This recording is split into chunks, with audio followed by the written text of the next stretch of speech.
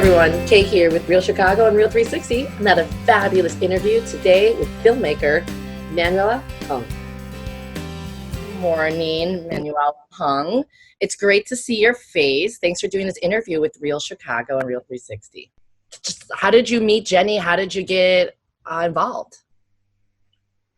So I have this obsession with drums, and I love drums since I was a little kid, and I in the last probably 10 years I started playing djembes, which are African drums, and I think about 2.5 years ago or 3 years ago I heard this sound. I was actually looking for some, just listening to little on YouTube's on drumming, and I ran into this sound that was incredible, and that's how I kind of discovered the handpan drums. And this was literally about 3 years ago, and then that was it. I just kind of, I was at work and didn't do anything else, and then about 1.5 years ago, I started to really sort of become obsessed with the sound. It's a really beautiful hunting sort of sound, and then I was sort of surprised to discover there was one woman in the world making these drums. That was it. I couldn't find anyone else that was making any older women. And then I discovered she was in Madison, Wisconsin, of all places, so close to Chicago.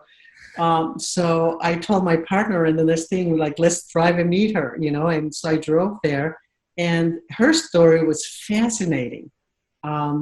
This young woman had basically fallen in love with this drum just like I did, and essentially changed her entire life, really, just changed everything, and ended up selling her condo and packing her car and moving to a shop space that she had purchased.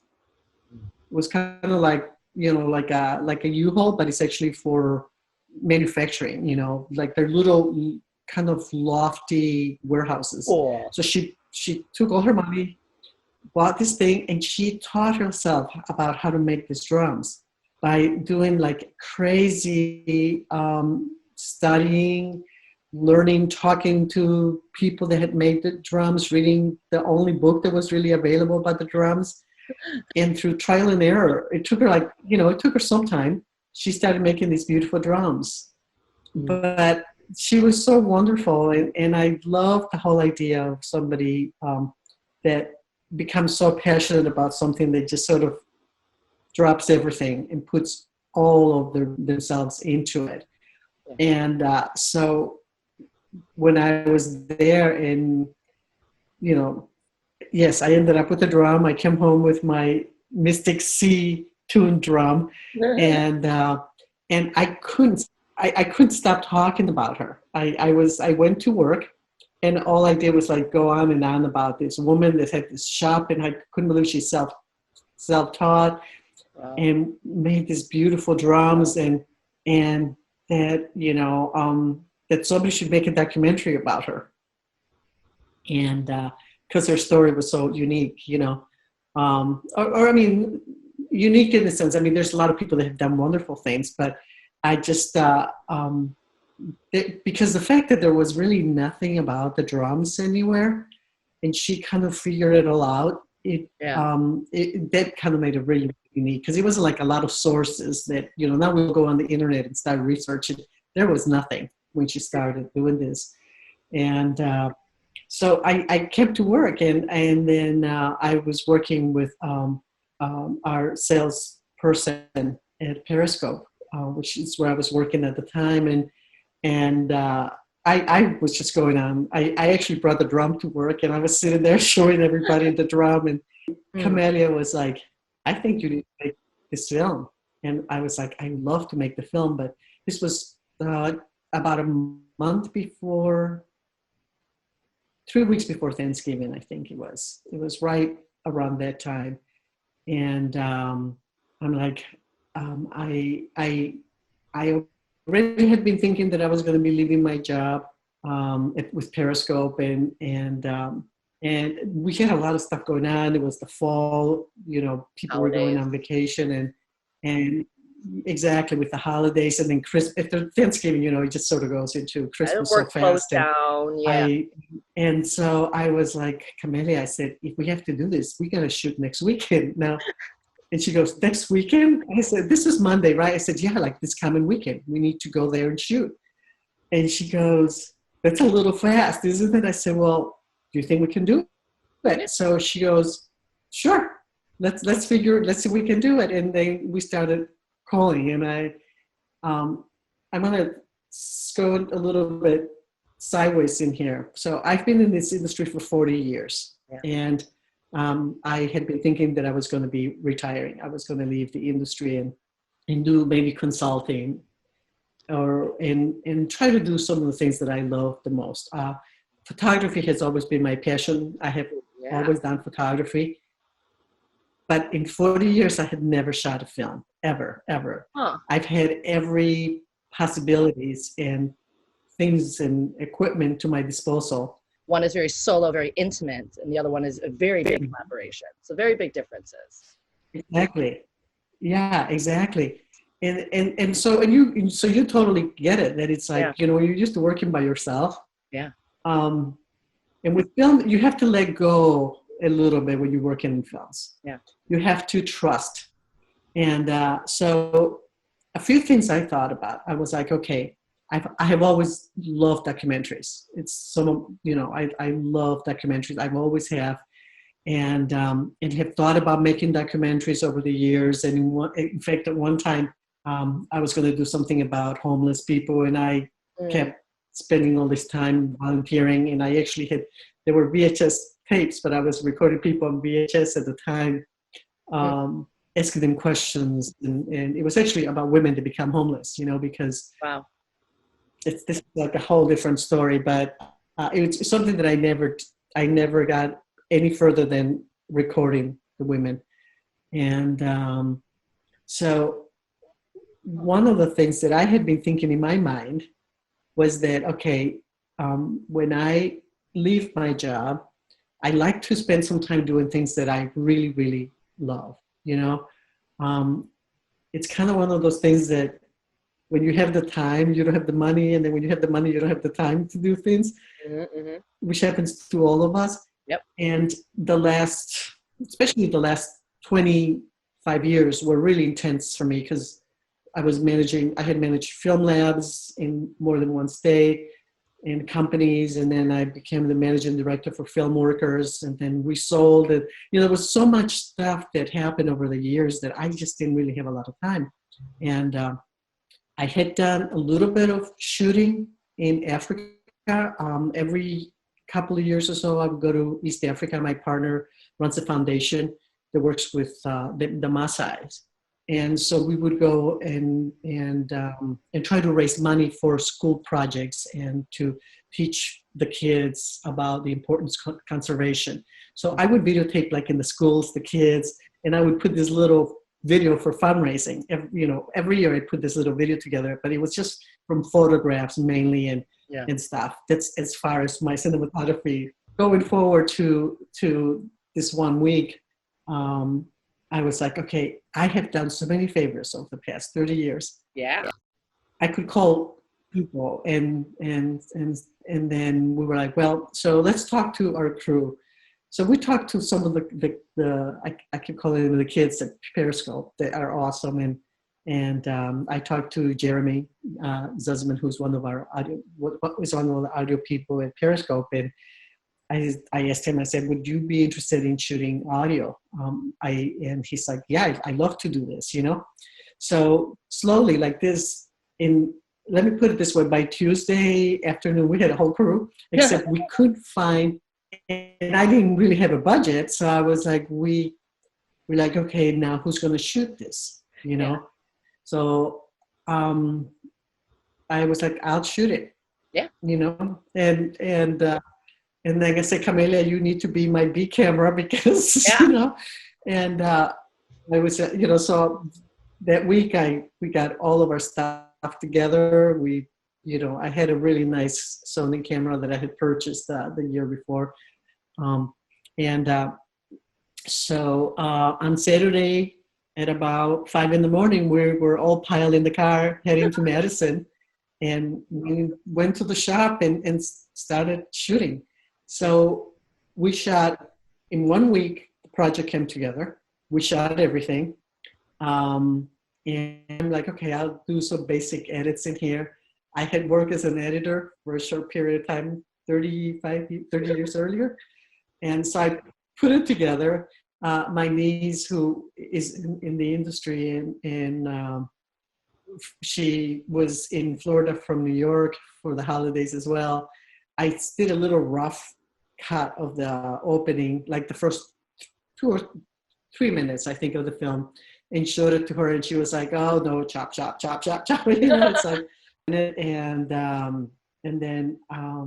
then realized that I really needed an editor, Yeah. and then I called Anna, and Anna Christensen, she freelances at Periscope, and she's lovely, and so I called her up, and she said, "Sure, I'd love to help with that," and so we sat down, and I told her what I was doing. I gave her the opening, and I said, "We can't change the opening because I really like my opening. Yeah. But you can do whatever you want after that, and then I'll take a look at." But she tied it a little bit. And I did what I've never done. I actually just said, okay, I just stepped back and let her do her thing. And she was amazing. And I don't remember making some little changes, Camila was like, you can't go about 10 minutes. You can't go about 10 minutes. Ideally, we would try to do it about 8 minutes. Yeah, but I kept saying, we got to put this in. We got to put this in, and so it came together. And it's even the drone footage, like, Camelia knew Jessica, and when she called her, because we ended up shooting twice. I actually missed the second day. The second time was we did all the outdoor stuff. So we did the stuff in the shop that 1 week, and then like the week, just the weekend before Thanksgiving, Jenny came to our house here in Michigan, and we shot everything outside, and the trees were incredible. Yeah. And I'm not kidding. 2 days later, all of the leaves came down. So it was like just that one day that we had, and I know it was amazing. Everything just lined up, and we had a drone. I mean, I'm like, I wasn't even thinking that we would have a drone, but there were a couple of things besides the fact that I had never made a film. I was like, oh my God, I love to make a little film before I leave, and I don't have access to all of this. But the other part is that I now that I will have more time eventually, and I'm really basically only consulting for one company right now. I love the idea of working with independent filmmakers and in being involved in whatever it is, whatever aspect of that is. And I've learned, a few things over the years, and I have seen how especially indie filmmakers can get in trouble often with their budgets. Yeah. And how I've seen how when they have small budgets, they put a lot of money sometimes into stuff that they shouldn't, and they run out of money for other things. And I wanted to know, first of all, that you can do something with a really teeny crew. And the second thing was that you can do this fairly reasonable and still pay somebody something, Yes. And I come from the advertising part of the industry. I literally know a lot of people in the advertising side that would be more than happy to just jump in and help me out. I know that.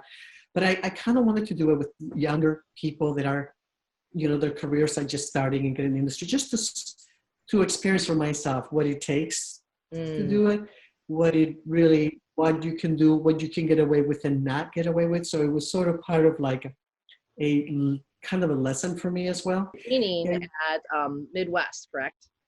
So it is wonderful that Erica, came out with this idea, with the Midwest Film Festival to do it in the drive-in theater. First of all, that's really fun. So it actually has not been shown anywhere. It's this will be the first time that it's been shown.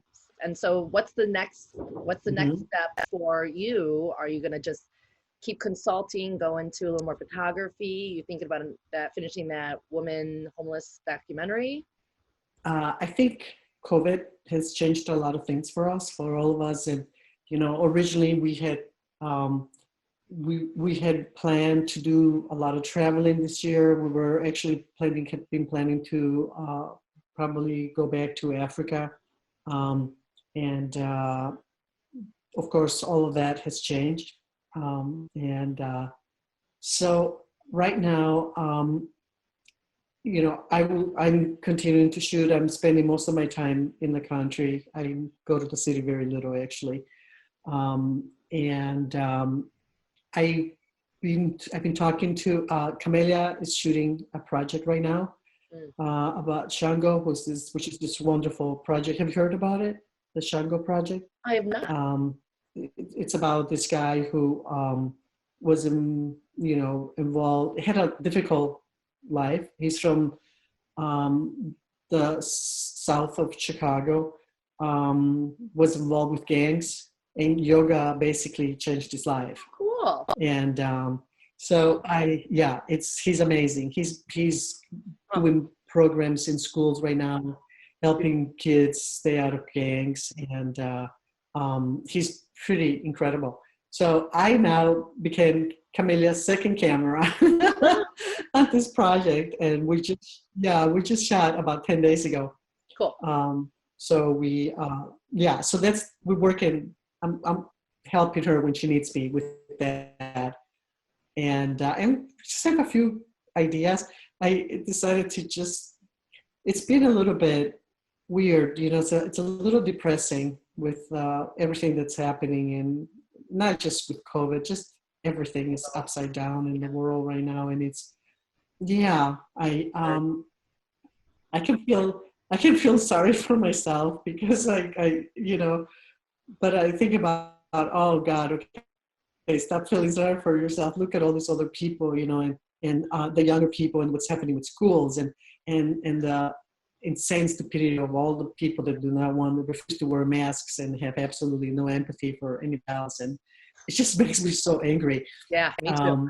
That I think about, it has surprised me a little bit about our human species in some ways, because I remember for September 11th, somehow people came together in this country. And now it's the complete opposite, which I know it has to do from, the White House and what they project and what is happening. You can see that. So I just sort of tend to disappear here and bought an accordion online and started teaching myself how to play the accordion. So it's just entertaining myself as much as I can. It actually has been busier than I thought it would have been. I thought I was going to have all this time, and we're sort of consumed we're on 15 acres, and we're consumed with projects and stuff. So anyway. Well, very excited to have your documentary out coming soon. That drive-in theater is so cool. I'm so excited to have more people doing that. Mm-hmm. So we'll definitely have to stay in touch too, because I love talking to you. I feel like I could talk to you for days. Yeah, totally. So I don't know. I like to do a few more projects. There's so many ideas. I just need to be able to do this, and I'm kind of all over the place. When I was in Africa 2 years ago, we were in Nairobi, and they were wonderful. They let me shoot in this one school in the slums in Nairobi. And they have this beautiful program that they have for the students. And I shot a bunch of stuff, and I've been wanting to cut it. So I think I'm probably going to do that probably next, just get that done. I promised the school that I was going to do that, and I feel horrible because it's been 2 years now, and there is just no time. And That's just how it is. Now that I can, It is. It It is. is. It's It really really difficult. is. And to do People these have no projects. concept on how long it takes. They'll be like, oh, we shot this film 5 years ago Mhm, and it still hasn't come out. Well, yeah, there's an independent film, someone's passion project, and mhm, they work a job. It's tough. You're like, it's right. It's mhm. money, time, money. Totally. Totally. So hopefully I can get that done, and then I, have some few more ideas, and we'll see how things go. Yeah, but hopefully I'll get to work on a couple of other projects, um, and hope they are documentaries. It's been, I love it. There's just so many amazing stories to tell, and I was laughing at Camellia because when we found out that they were going to show it at Midwest Film Festival, Camellia put something on Facebook. She goes, Manuela's premiere. I was laughing so hard. I was like, oh my God, Camellia, this is so embarrassing. And, we were laughing about this. It's like, when you watch the stuff, when you're there, you're so concentrating on it that you sort of have a little bit of blinders on your own projects. Like I can see somebody else's project and I can go, oh, the camera work, this and that, or editorial, I'll sit down because I often do sit down and talk about somebody's edit, and somebody wants my opinion about the edit, and it's always very easy for me. My project, on the other hand, was really difficult because I knew in my mind, I knew what I needed to do. I knew that it had to be short. And I kept saying, oh, but this is so good. This is so good, and now when I step back and I see, I'm like, oh, I right now I want to recolor correct the beginning of the film. It's just, and I'm like, I really would like to color correct it because it's really nice, but somehow when you blow it up on the screen, it falls apart. Oh, That shot because it's all reflective water and and it falls apart. driving. That shot actually, It's even bigger. it's going to be crazy. Exactly. I'm like, oh God, this is going to be horrible when you blow it up. It's not. It doesn't look anything like when you put it in the computer screen. Is incredible, and camera angles. You look at camera and it's like, oh, what was I thinking? And all those, all that, and you will get this because as a photographer, you think so different. I wasn't taught to do this. I'm like, this with the camera. It's a whole different concept. I was a wedding photographer for years. For like 5 years, I shot weddings. It's all about that moment, getting that shot. You work super fast. You're constantly looking, moving, and film is so different. Just trying to get your mind to think differently. Yeah.